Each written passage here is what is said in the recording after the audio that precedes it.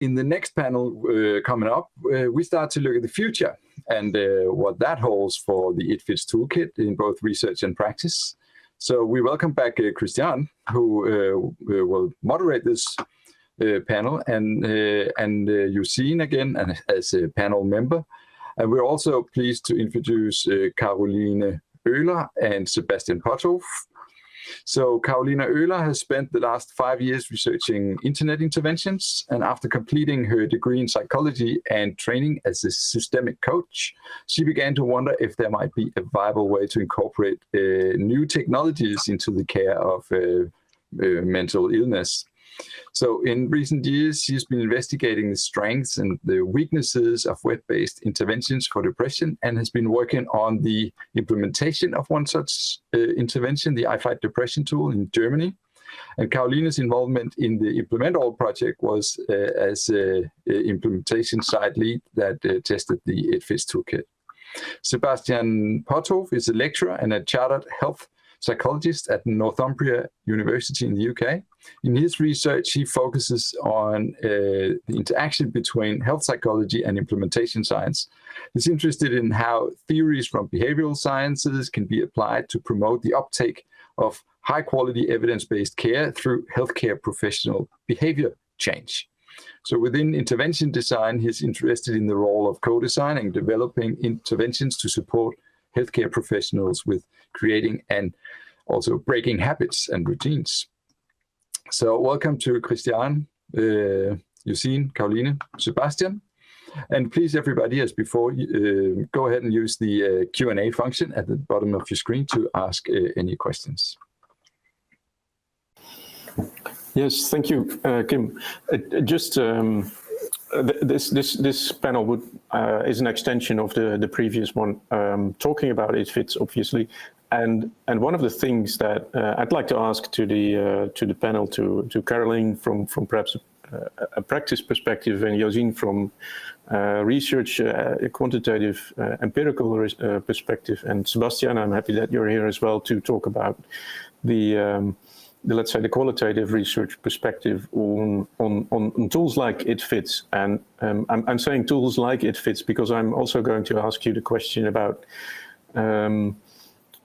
should we do something completely, what can we think of completely different tools to enhance, let's say, implementation practices and support that. Building on the knowledge that we now have and the experience that we have with this project. But that's the final question, so to say, for this panel. Rather, I'd like to ask first the question to what extent, well, Caroline, you perhaps think that the toolkit might be useful for future endeavors, and perhaps it's good to explain a little bit what you came across in Germany as an implementation lead there, and how that might translate to other areas in that sense. Yeah, thank you for the question. Of course, I'm here as a representative for other sites, but if I report experiences, this is of course from my personal experience and our team, and we were in a way, was different than other implementation sites. So the area I work in is a non-governmental organization, and we have been always consisted of a very small team of very motivated people, but without a lot of resources. And that, of course, influences the way that we implement things. And for us, I emphasized this also before, and it has come up in different panel discussions, the most important factor was that the toolkit made us structure our work differently. In my working context, usually people are involved in different projects at the same time and have different roles. And with ItFits, it's a bit embarrassing, but we actually had to put up a meeting to talk about implementing regularly every week. And that is the first change that happened for us, even before we engaged with any of the materials. And this is a lesson learned that will bring us forward also after working with ItFits. And on top of that, of course, it gives a resource that structured our work further on. And I think in the future, this is something we would like to use again. So structure we already incorporated in our work now, and then we can keep the resources of the ItFits-Toolkit to make it even more goal-oriented. Okay, thanks. So that's also in terms of the learning process that you went through by using the toolkit in that sense. So that's informative. How do you look at the future of the toolkit, Sebastian? I mean, you've been involved in the development from the start. You've been writing texts. You've been tweaking the toolkit on all possible ways, suggesting all kinds of things that were possible and not possible to put into the toolkit. And also, you've been involved in very much the evaluation of that. So, how do you reflect on the toolkit, and what do you see for the future in terms of doing research into this? Yeah, thank you for the question. And of course, it's a difficult task after all the amazing panelists' discussions already, and a lot of these points have been covered. But in terms of the process evaluation, which I've been involved in, the future of the toolkit, I guess one of the points that came up quite frequently was sort of this idea of coming up with a quick and dirty version, something that fits in a little bit more into the kind of clinical realities, into the real world, where you don't have the kind of structures and resources given by the implemental trial.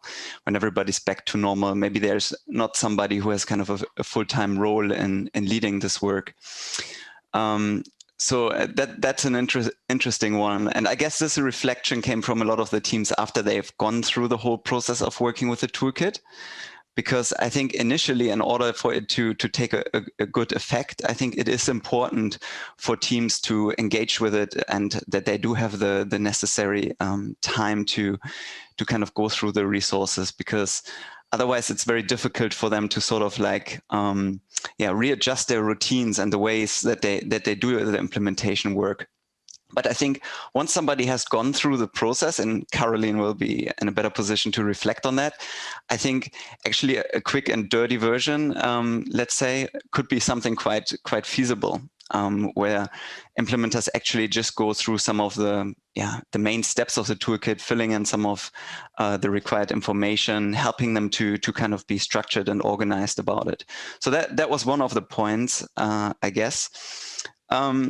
I mean, you would have to ask the question also about guidance, because within the implemental trial, of course, there was sort of like a minimal guidance, which was perceived as quite helpful in terms of introductory sessions, but also kind of monthly support calls with implementation sites, which they really liked, because it sort of gave them a chance to share their experiences and form a community of practices around it.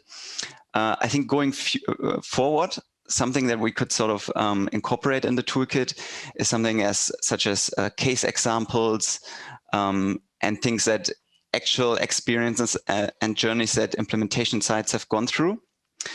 And then I guess the final thing that comes to mind immediately, and it's been discussed already, is around perhaps adjusting it to make it fit into different contexts. And I think the important point here is that when we initially developed the kind of model, the modular structure of the toolkit, it's not something that we specifically designed for e-mental health implementation. It's something actually that was informed by a very wide literature around tailoring implementation strategies, and informed by many different other kind of theories from the implementation sciences. So it's a very generalizable process, and in the developmental phase, we did pilot it in a range of different implementation contexts, implementing brief interventions for alcohol, implementing e-pathways in mental health. And in all these different contexts, people found the process itself quite useful. So going forward, I definitely see the possibility of adapting some of that instructive text and make it fit with different contexts. Okay, thanks. Then I have a question for you, Josien, in terms of, so we actually tested the black box. We developed the black box from scratch, and we tested it, and in a very, let's say, heterogeneous, very varying settings. And we have a very clean setup on the other end, meaning that we managed to get this data, or you managed to get all the data and helped all the sites through this endeavor. What are your thoughts on future empirical research or causal research in these terms? Yeah, from the heterogeneity perspective, I think this has been a ridiculously ambitious project in the sense that everything was different. So Carolina just mentioned she was different, but I think all of the sites are very different from each other. And in size, in experience with ICBT, in services and everything. And I think we did a lot of steps all at once. And maybe if I'd had the time, I would have preferred to have an effectiveness test of the toolkit under slightly less heterogeneous circumstances first. So that you could really see because I think you can still tailor quite a lot if between sites, if they're doing a similar service and they're doing similar things. But we wanted to test this in a European context, which is huge, and I think we've learned a lot. But if you're asking me as an empirist, what I would like to do, I would like to reduce the heterogeneity a little bit. And I also think we should still look at how the toolkit, we've just had so little time to discuss the actual results, and I'm still sort of getting a grip on if maybe we could change the toolkit to some extent so that what I discussed earlier, if there are barriers in your way that are really pre-requirements for you to be able to do a successful implementation, then how can we help implementation teams with that fact without glimpsing past it? Because sometimes you can't glimpse past things, right? So I'm also a therapist. There are also pre-requirements for therapy. If somebody comes to a session, this is a really weird analogy, but if somebody comes to the session drunk every time, I'm not going to not address it because everything I say will just go in and out. It won't have any effect. So sometimes there are barriers that you need to address first in order for it to work, I think. And I think that's one of the lessons I take from this. But I also still want to stress, I think it's amazing that even in that heterogeneity, we do find a small positive effect. So this is a mediation tool. You don't have the patient in the room with you. You have an actor, you have a tool that is unguided, that'll help you go through a process, that'll help people think about what they're doing, and hopefully in the end you will affect the work floor. There's so many different steps in between that I think we need to also be modest in what we can expect anyways. So. Yeah, I can only resound your observations there. I see one question in the Q&A, and thanks for your questions. Those are really interesting. One of the questions that Phil Batterham asks, and I think perhaps this one is also for you, Josien, regarding your experience specific to ICBT. So this is more on the specificity of, or the specific characteristics of ICBT as a implementation object.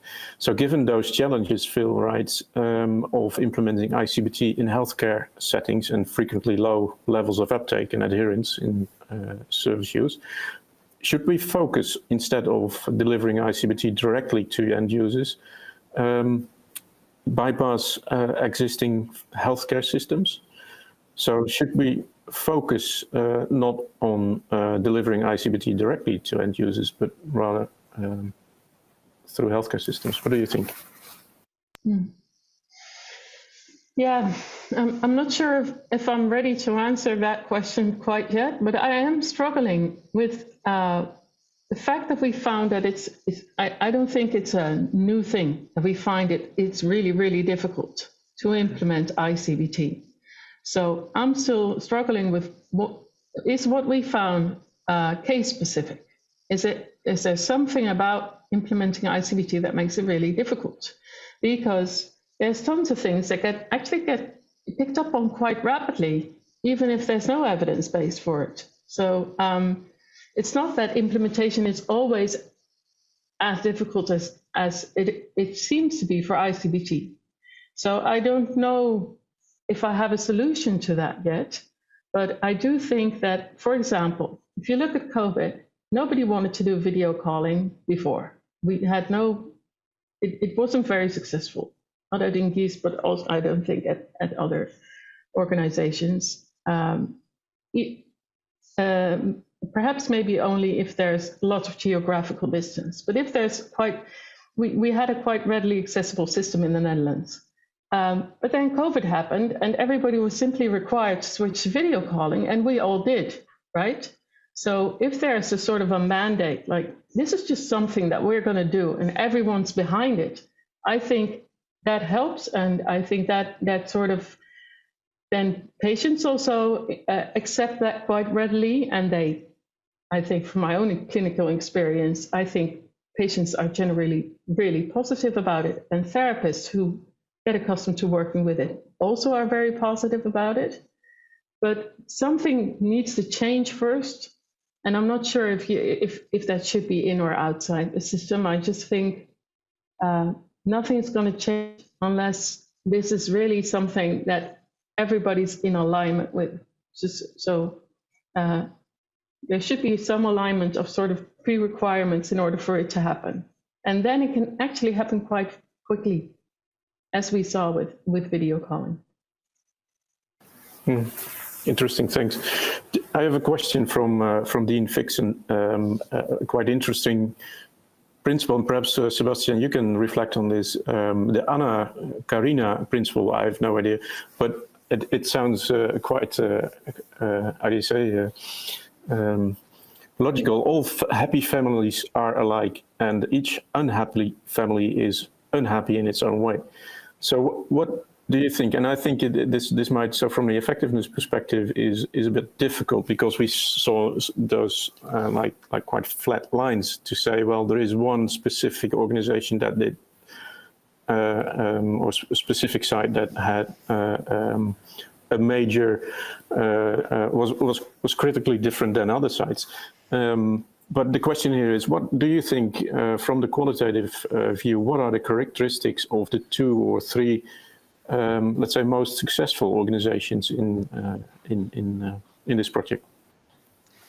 Yeah, I think that's a really excellent question, and it comes back to something that we already started discussing about what are sort of the prerequisites, what are the sort of perfect circumstances for the toolkit to kind of fall into in order to achieve what it's set out to do. And if we think about it as a tool of sort of restructuring the routines and the ways that implementation is done in a way that is more aligned with sort of what we know from the literature, then certainly there is a few characteristics that come to mind in order to promote that routine change, I would say. So, and they're quite obvious, a few of them, obviously, and Josien started talking about that. There needs to be sort of like a higher level organizational or even policy level commitment towards ICBT. There needs to be somebody in the organization that has enough sort of power and you know, has the leadership and the kind of vision that says this is what we're going to do now. So that's probably the first thing. And then implement all, of course, you know, most organizations were given the resources to work on that, but in the real world, of course, that would be necessary as well. But then in terms of the teams working with a toolkit, I suppose the ones that kind of stood out in terms of, you know, really taking it on board, those were the ones. First of all, another factor, I guess, is really that you have a bit of a consistent team, because part of the toolkit work involves having kind of this core team and somebody who takes on the lead. And in some of the sites, we have seen quite a lot of staff turnover, which, you know, makes it very difficult to sort of get familiar with the toolkit and starting to implement some of its processes. So, you know, the organizations that had kind of a stable team around it, they had some clear leadership around the toolkit. And they took on board kind of the processes embedded within it. So having regular team meetings, making sure that you stick to some of the principles in terms of reaching out to stakeholders, and being organized about their work. I think those ones, we could see that they were kind of more, in terms of fidelity, they were sticking to the principles more. But it would be interesting to hear from Caro's perspective as well. It's a bit difficult to answer for me since I have no clue what is a successful implementation team. In that case, I think the interesting question is what is the success? And we tried to look at nomads so far, and we already discussed that this is a quite distant measure from one team is working here, and we expect a change in the normalization with practitioners somewhere else. But maybe there is answers in the module 4 work that the sites themselves did, because there we made up our own evaluation. Did we complete our strategy and was it successful or not? And for ourselves, I can just say that it was helpful to be forced to set markers. When are we successful? Because actually I never thought about this before. Like, how can I measure if my own strategy has the success that I wanted? But I would be interesting to hear if maybe you saw some module 4 answers that could give information on that. That's an excellent suggestion, Caroline, because indeed, and Tim Rapley also mentioned in the chat that it's a question of what is success and for whom. And in the toolkit, we've been integrating that into also from defined that it is defined by the group themselves and the implementation leads themselves.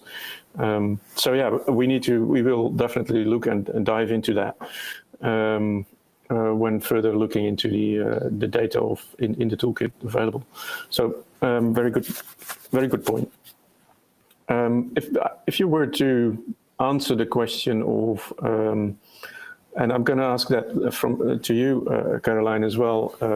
What would you, when using the toolkit, what would you actually really think? Well, this is something you need to stop doing, and this is something you need to be considering in the next phase. And we've had all the discussions around, well, what is possible? What is in your span of control, so to say? So beyond that, what do you think is would be very helpful for you in the future implementation trajectory, so to say?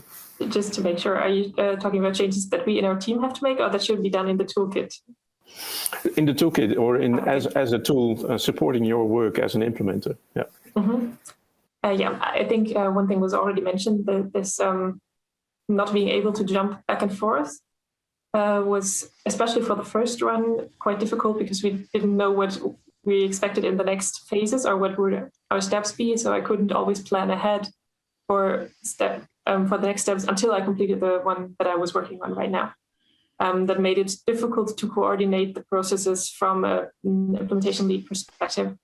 And then also sometimes, like, I got overtaken by the real world around me, and I was still in the process, like in a module 1 or 2, but some external events jumped ahead of me, and then I couldn't, like, I had to put in some very short answers or put in something to just be able to get further in the toolkit. So it would be really nice to have this greater flexibility. And we already talked about, like, opening up to different topics than ICVT, and that would be, of course, a dream, because right now all the strategies and the resources that are super helpful for ICVT and that were really inspiring in our work when we just went through them and looked at and discussed these, if this could be widened, that would be amazing, just to get, like, more inspiration, more ideas, and maybe also to get more creative to follow the principles. Yeah, thanks. I've got another question from the chat I'd like to pick up, and that's from Kahar Abula. And I think perhaps, Josien, you might want to reflect on that one as well. Kahar states that from the behavior change perspective, how do you expect the effectiveness of the toolkit being maintained over time? so beyond after the 30 months. So how do you, let's put it a little bit wider into perspective of the timelines in implementation and also effectiveness research of implementation interventions? Yeah, that's a tricky question, but I would expect it always helps me to sort of try and translate this back to my clinical practice. So if you look at CBT research or other therapy research, you see that what you're trying to teach the patient is a set of skills, coping skills really, that they can keep using even after the therapy has ended. So you learn a new way of coping with your anxiety, a new way of coping with depressed mood, that hopefully, if you do tend to relapse at some point, which a lot of our patients do, you remember, oh, right, this is what I should be doing. I should not start avoiding. I can use my cognitive coping skills or techniques. And we do find that also, I think, in therapy research. And I would expect the toolkit to have a similar effect, but we don't quite know yet. So one of the things that if you're asking me also a previous question of what I would like to investigate next, I mean, even though this was a 30-month trial, some of the sites, due to the stepwise design, only had very little time with the toolkit itself. And the time period, follow-up period for some sites was relatively short. Whereas you could imagine this having an added effect over time. So that if you repeat it, if you get back to it, if this is a skill that you acquire, then it will even have an effect after you've stopped using it. But we don't know yet. That remains a question mark. Yeah, thank you. So really the key point there, or just a thought that comes into my mind, is seeing ItFits as a learning device in that sense, as something that changes, let's say, implementation practice through the learning of implementers, structuring their work, providing information and inspiration from literature, so to say, on barriers and strategies. And evaluating their implementation success in that sense. So that's interesting. I'd like to ask... Can I just add to that as well? Yeah, sure. Sorry. Yeah. I guess this one also, again, comes back to, I think, and Tim made a remark here in the comments about similar question as with the success, the behavior change for who? Are we talking about the behavior change within the implementation teams in the ways that they do the implementation, or are we talking about the practitioners and the deliverers, those involved in delivering the service itself? And because right now we measured, of course, normalization in those kind of deliverers, and we of course also looked at the behavior change in the process evaluation of the implementation teams. And it's difficult to answer the question. I think it's like Josien says, actually some of those changes, they occur, over time, and it would be interesting to see, what are the kind of principles that people, take away from using the toolkit. What are the sort of like processes that they maintain?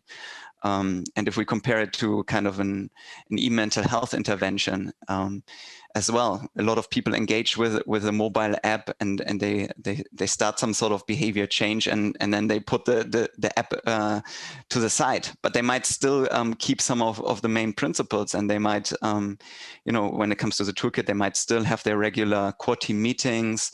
They might still work in a more structured way. So that would be something for me that's very interesting. Not only if people continue working using the toolkit, but if they continue using some of the principles even outside of the toolkit. Yeah, excellent remark. Just one last question I have for all three of you. What is the key takeaway you perhaps personally, but also in a more let's say for your own future research or implementation practice role you have? What is the thing that you take from this project and from the toolkit in that sense.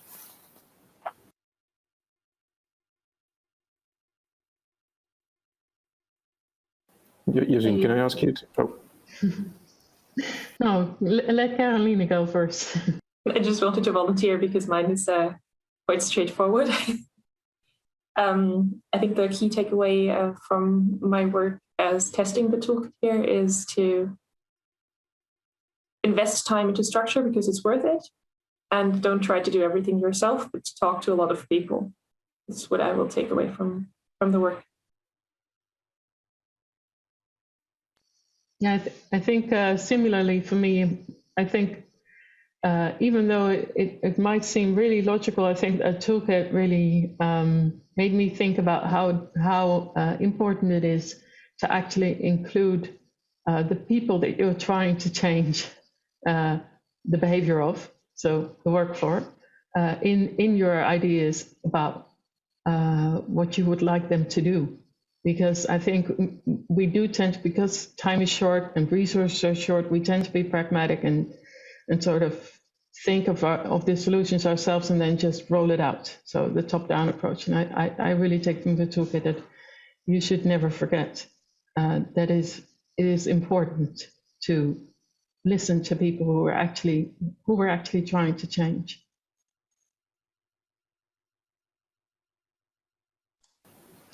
And Sebastian, how are you thinking about this? Oh, that's really difficult because that's exactly what I was going to say about the stakeholders. I mean, you know, for me, that's very much at the heart of the toolkit is, you know, what we see oftentimes in implementation science, you know, is like Josien says, it's sort of a group of academics coming around the table, maybe the ones who designed the clinical intervention.